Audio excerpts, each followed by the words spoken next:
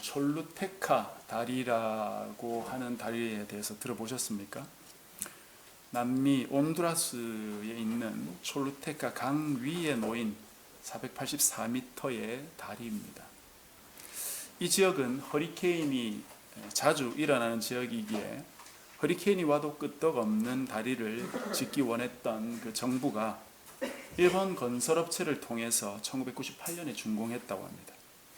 얼마나 견고하게 지었는지 그해 가을 유명한 허리케인 리치가 그 지역을 강타했을 때도 이 다리는 무너지지 않고 파손도 안 됐답니다. 4일간의 폭우까지 견뎌낸 다리가 이 촐루테카 다리뿐이었다고 합니다. 이렇게 강력한 허리케인에도 문제 없었던 이 다리가 허리케인이 지나가고 난 뒤에 문제거리가 되었습니다. 다리 양쪽 끝에 연결되었던 길이 허리케인으로 인해서 유실되어 버린 거예요. 설상가상 그보다 더 큰 문제가 발생했는데 폭우에 강이 범람하면서 강줄기가 바뀌어버린 거예요. 다리 아래에 흐르던 그 강이 다리 옆으로 흐르기 시작했습니다. 이 다리는 여전히 튼튼하고 아름다웠지만 강이 없는 곳에 덩그러니 홀로 놓인 쓸모없는 다리가 되어버리고 말았어요. 이 온두라스 정부는 이제 새로운 강 위에 새 다리를 건설하고 새 길을 내어야 할 판이 되어버린 것입니다. 폭우에 강줄기가 변하고 길이 사라져 아무 쓸모없게 된 이 다리가 마치 우리 또는 오늘날 교회의 모습을 반영하는 것은 아닌지 모르겠습니다. 하나님의 복음을 사수하는 것은 좋은데 내가 사수하고 있는 그것이 하나님의 복음인지 아니면 내가 복음이라고 여기는 다른 무엇인지 우리가 한번 생각해 보면 좋겠습니다. 만약 내가 사수하고자 하는 것이 참 하나님 나라의 복음이라면 그 복음이 오늘날 다양하게 변해가는 이 현실과 동떨어질 리가 없을 겁니다. 그러나 그 복음이 하나님 나라 복음이 아니라 내가 붙잡고 싶어서 붙잡고 있는 그 무엇이라면 어쩌면 그것은 촐루테카 다리의 운명처럼 되지 않을까 싶습니다. 그러지 않기 위해서 우리가 이 주님을 잘 믿도록 힘써야 되겠죠. 그래서 오늘은 우리가 어떻게 하면 주님을 또 잘 믿을 수 있는지 한번 생각을 해보면 좋겠습니다. 지지난주부터 요한복음을 통해서 예수님의 행적을 우리가 살펴보고 있는데요. 주님의 공생의 3년 가을부터 겨울 그 사이에 벌어진 일들이라고 말씀드렸습니다. 그때 날 때부터 맹인이었던 사람 한 명 고치셨죠. 그날이 안식일이었기 때문에 또 논란이 일었었습니다.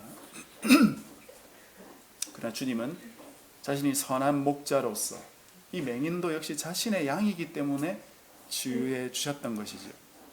선한 목자이신 예수님은 자기 양의 이름을 한 명씩 불러가면서 그들과 깊은 관계를 맺는다고 하셨고 또 그들과 하나 되기 위해서 자기 목숨까지도 버리시는 그런 목자라고 말씀하셨죠.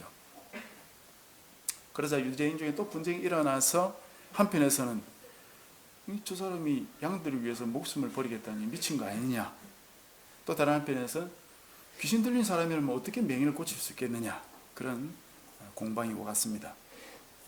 예수님께서 하나님의 보낸 선지자가 맞냐 아니냐 하는 논쟁은 예수님의 그 공생의 중간쯤부터 계속해서 있어 온 것을 우리가 봤는데요.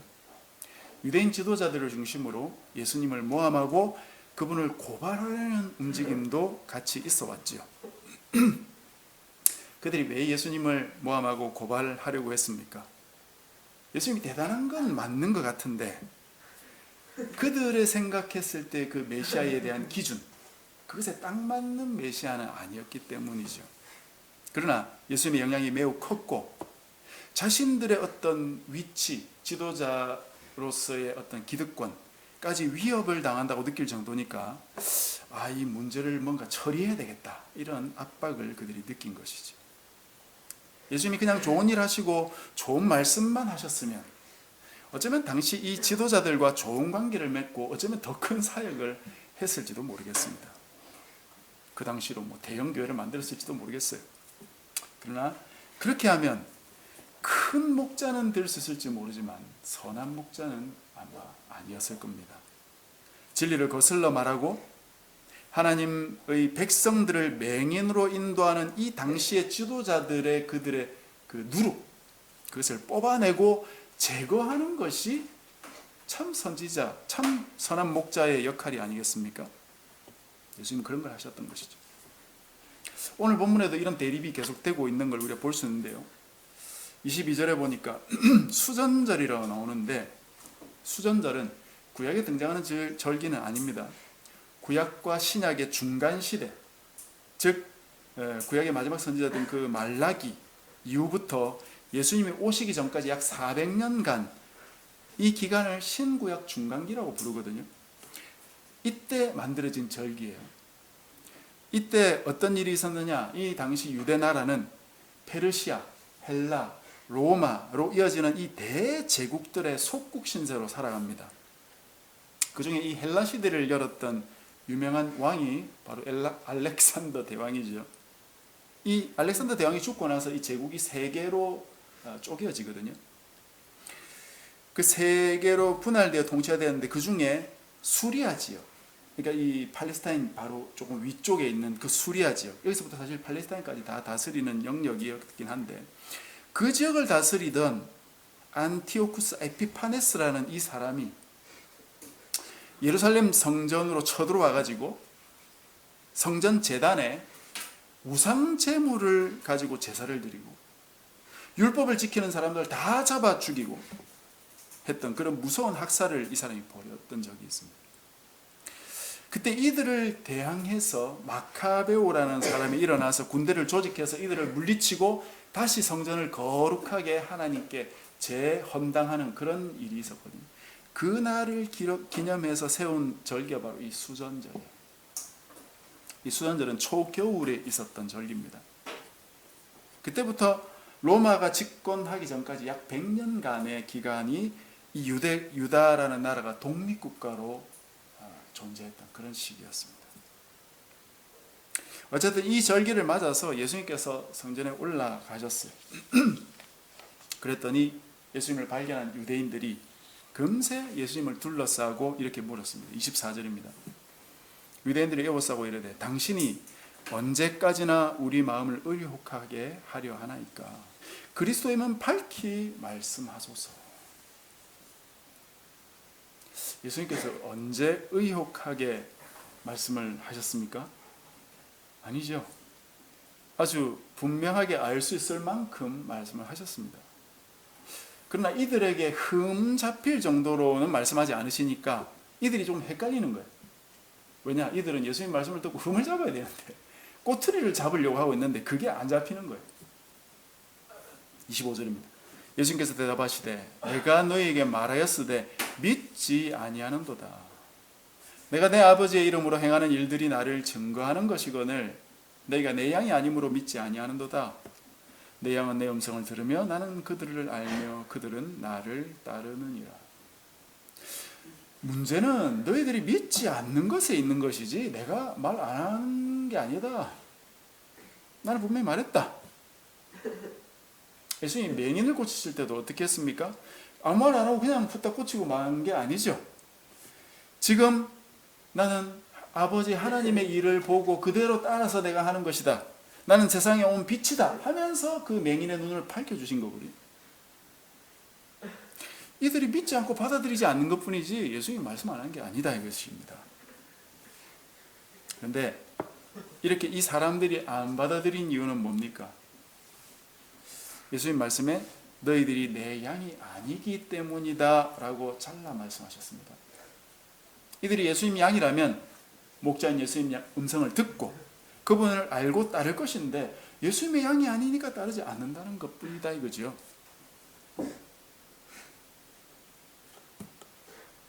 이들은 왜 예수님을 믿지 않고 예수님의 양이 되기를 거부했을까요? 이들의 동기에 문제가 있다는 걸 우리가 알 수 있습니다. 이들의 동기가 무엇이었는지는 조금 아래로 내려가 보면 알 수 있는데요. 31절에 보면 유대인들이 갑자기 예수님 말씀을 하나 듣고 나서 돌을 들어서 예수님을 치려고 하는 그런 장면이 나오죠. 그 이유가 무엇이었느냐? 예수님께서 사람이면서 하나님과 나는 하나다, 그렇게 말씀하셨다 이거죠.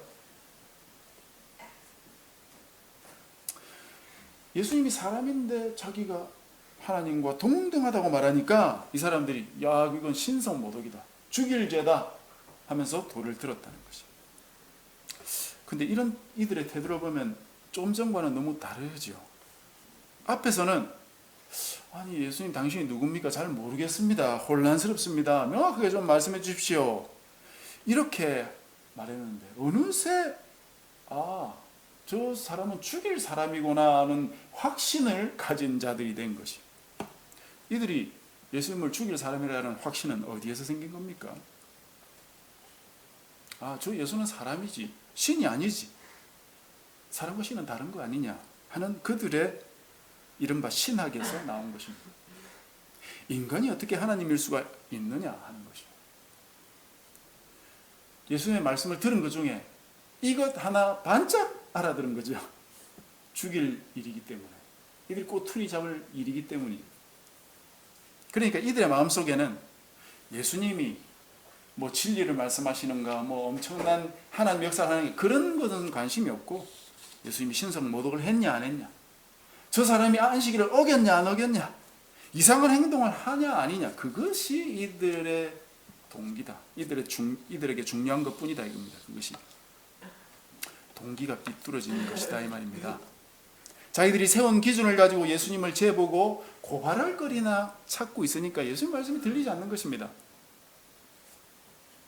우리도 나의 동기, 내 목적, 내 목표, 나의 신학을 가지고 주님 말씀을 듣고 있으면 주님 말씀이 잘 들리지 않습니다. 내 동기를 내려놓고 주님 말씀을 있는 그대로 듣는 것이 먼저인데, 예수님 말씀을 묵상하면서도 내가 가지고 있는 기준, 내가 가지고 있는 어떤 목표를 내려놓지 않으면 내 기준으로 예수님을 재단하게 되어 있다 하는 것입니다. 그러니 이 사람들의 진리는 자기들이 세운 신학이 곧 진리였던 것이지요. 우리가 지금 갈라디아서를 묵상하고 있는데 거기서 바울이 무엇이라 합니까? 이제 너희들은 더 이상 뭐 할례를 받거나 절기를 준수하거나 그렇게 할 필요가 없다. 왜? 예수님이 율법을 다 성취했으니까 너희들은 예수님만 잘 따르면 된다. 너희들이 말하는 그 율법이라는 건 겨우 예수님께로 인도하는 역할을 했을 뿐이다. 이제는 예수님이 오셔가지고 우리를 모든 진리로 이끌어가는데 그분을 따르면 되는데 왜 다시 옛날 그 율법으로 돌아가려고 하느냐? 왜 율법의 종노를 하려고 하느냐? 너희들은 종이 아니라 주님께서 주신 자유인이다. 그렇게 말했죠. 자기 신학의 메인 사람은 자기 신학의 종이 된다는 걸 알아야 됩니다. 늘 주님의 말씀을 잘 듣고 주님께 매이면, 주님의 종이 되면은 다른 것에서 다 자유해질 수 있는 것이죠. 그것이 예수님 믿는 비법이라면 비법이에요.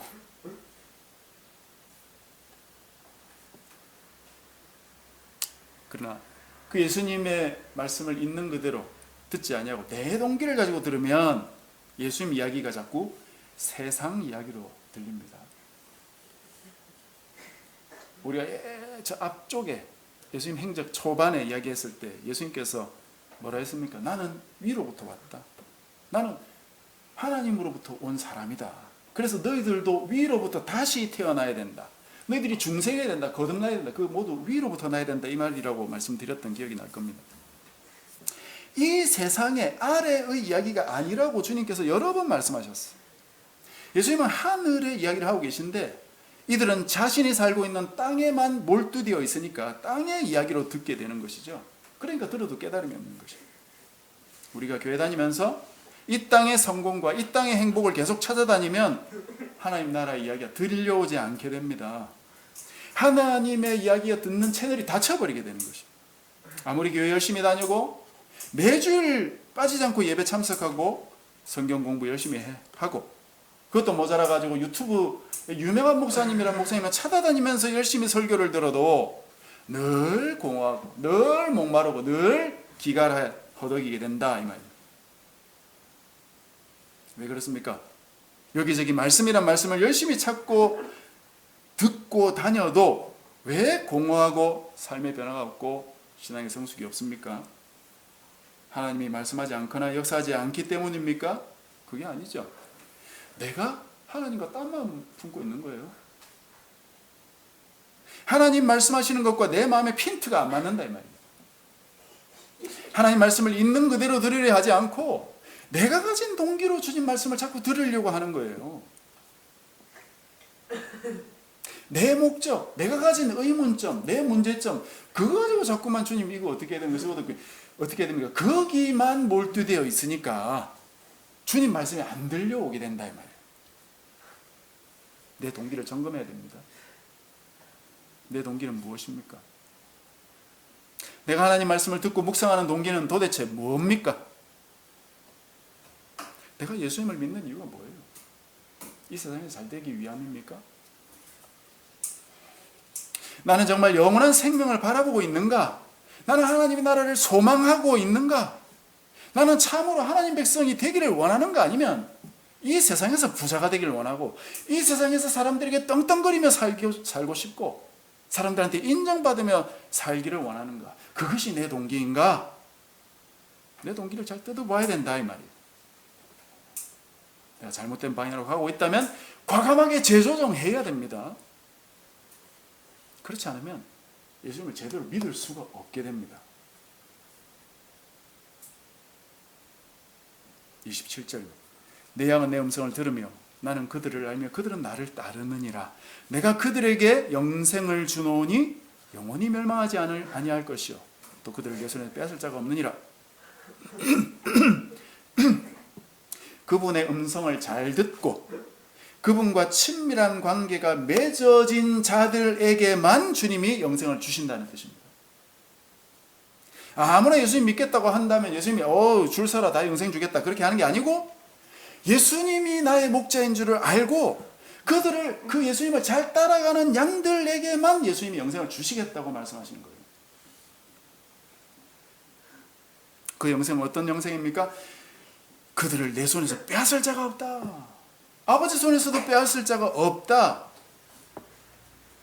확실한 영생이에요. 아무도 빼앗을 수 없는 영생을 주님 주신다. 그러면서 아버지와 나는 하나다. 그렇게 말씀하시죠. 이제 대놓고 말씀하시죠.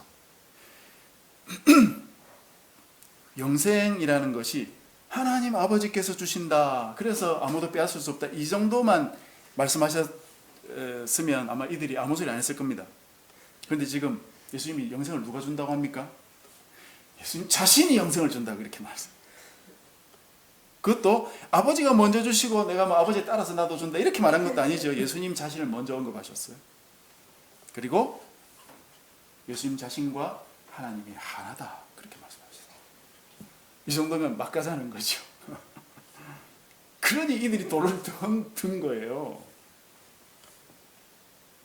주님은 이들의 요청대로 다시금 밝히 말씀해 주셨어요. 예수님은 선지자 정도가 아니죠. 하나님의 아들이고 바로 이 땅에 오신 하나님 자신이다. 도대체 뭐가 의혹스럽습니까? 뭐를 주님이 불분명하게 말씀합니까? 주님은 명확하게 자신이 하나님이요 하나님의 아들이요 하늘에서 온 존재라는 것을 말씀하신 것입니다. 여기서 우리가 또 묵상을 할 때 늘 강조했던 주제가 다시 등장을 합니다. 묵상할 때 두 가지 찾으라고 했죠. 첫 번째 것이 뭡니까? 하나님이 어떤 분이신가? 두 번째는 나에게 주신 교훈은 뭔가? 이 두 가지 중에 무엇이 더 본질적이고 중요하다 했습니까? 첫 번째 것이 중요해요. 하나님이 내게 주신 교훈이나 하나님이 하신 행적도 중요하지만 그걸 통해서 하나님 그분이 어떤 분이신가? 그것이 가장 중요합니다. 오늘 본문으로 말씀드릴 것 같으면 예수님이 도대체 누구신가? 왜냐? 예수님이 누구이신지를 확실하게 배워야 믿음이 생기고 내가 변화될 수 있기 때문에. 예수님이 누구이신지가 확실하지 않으면 여러분 우리가 변화되지 않습니다. 요즘 믿을 마음이 별로 안 생겨요. 교회 다니면서 사랑하라, 구제하라, 주일 성수해라, 헌금해라 이런 것만 듣고 교회를 다니면 아무리 교회 오래 다녀도 믿음이 확실하게 서지 않습니다. 이렇게 해라 저렇게 해라 뭐 섬겨라 희생해라 봉사해라 무엇을 해야 되는지만 찾고 다니면 믿음이 안 서요. 예수님이 누구이신지를 확실하게 배워야 거기 위에 우리 믿음이 설 수 있습니다. 말씀을 통해서 주님이 누구이신지를 확실히 배우고 그분이 누구이신지를 깨달아야 그 위에 내 믿음이 설 수 있는 것이에요. 그래야 믿음이 탄탄한 반석 위에 설 수 있는 것이다. 그럼 마지막으로 이 주님을 우리가 어디서 배울 수 있다는 것입니까? 37절에 보니까 만일 내가 내 아버지의 일을 행하지 아니하거든 나를 믿지 말려니와 내가 행하거든 나를 믿지 아니할지라도 그 일은 믿으라. 그러면 너희가 아버지께서 내 안에 계시고 내가 아버지 안에 있음을 깨달아 알리라. 늘 했던 말씀이 같은 말씀 반복이고 지난주도 우리가 살폈던 내용입니다. 먼저는 하나님의 말씀인 성경으로 우리가 배워야 하고 그것이 가장 확실한 방법이지만 좀 그것이 잘 안 되면 예수님이 하신 일을 보고도 알 수 있다는 것이죠. 앞에서 우리가 맹인이 눈 뜬 걸 봤는데 그 맹인의 경우가 바로 대표적인 경우예요. 그가 눈을 뜨고 나서 예수님을 믿고 그분 앞에 엎드려 절하기까지 어떤 과정을 통해서 이루어졌는지 우리가 살폈지요. 그 맹인은 이름으로만 예수님을 알고 있었는데 자기에게 하셨던 그 행적, 자기 눈을 뜨게 하셨던 그 일을 생각해보고 곰곰이 묵상하면서 이분이 구약 성경에서 말씀하신 그 메시아였구나, 그걸 알게 된 거죠. 때로는 확실한 말씀이 아니어도 그분의 행적이 말씀이 되어서 우리에게 주님을 가르치기도 한다 이 말. 그분의 행적을 곰곰이 묵상해 볼 때 예수님은 이런 분이시구나 알 수 있다는 것입니다. 이런 과정을 통해서 예수님의 말씀이 확실한 것이었구나, 예수님의 말씀이 맞는 말씀이었구나 하면서 말씀의 확신으로 이렇게 이어질 수 있는 것이지. 지금 여러분, 나는 어떤 상황에 있습니까? 혹시 이 맹인처럼 어두움 가운데 있지 않습니까? 예수님을 수십 년간 믿어도 아직 오리무중에 있는 것 아닙니까? 예수님은 빛이시기 때문에 오늘도 내 눈을 밝혀주실 수 있고 내 눈에 있었던 안개를 걷어주실 수 있고 명확한 진리를 맑은 눈으로 볼 수 있도록 하실 수 있어요. 이런 주님의 역사를 내가 경험하고 있다면 나는 주님의 양이 맞구나 라는 걸 확신할 수 있게 되겠죠. 그러나 이런 일을 체험하지 못하면 주님이 아무리 빛이라고 말씀해도 그게 잘 안 믿어지죠. 그럴 때 어떻게 하라고요? 나의 동기를 점검하고 내 속에 잘못되어 있는 세상이 없느냐, 세상적 동기, 세상적 목표, 세상의 행복에 대한 내 동기가 없느냐, 그걸 수정하라. 말씀을 맺겠습니다. 예수님은 하나님이세요. 그분은 영생을 주시는 분입니다. 자기 양을 잘 알고 그들을 부르시고 그들을 사랑하시고 목숨까지 내어주시고 영생으로 이끌어 가시는 선한 목자. 이 인도를 나도 받아야 되겠습니다. 그래서 내 속에 믿음이 확고히 자리 잡도록 해야 되겠어요. 그래서 세상의 행복을 추구하는 수준을 뛰어넘어서 하늘을 소망하며 살아가도록 해야 되겠습니다. 하늘을 소망하며 살아간다면 이 세상 그 무엇도 부러워하지 않고 살아갈 수 있습니다. 안달복달하고 하지 않고 살아갈 수 있어요. 주님 음성만 잘 듣고 따르는 삶으로 만족할 수 있습니다. 높아진 마음을 버리시고 세상으로 향했던 마음을 정리하시고 다시금 주님을 온전히 믿는 그 자리로 나아가는 저와 여러분 되시기를 주님의 이름으로 축복합니다.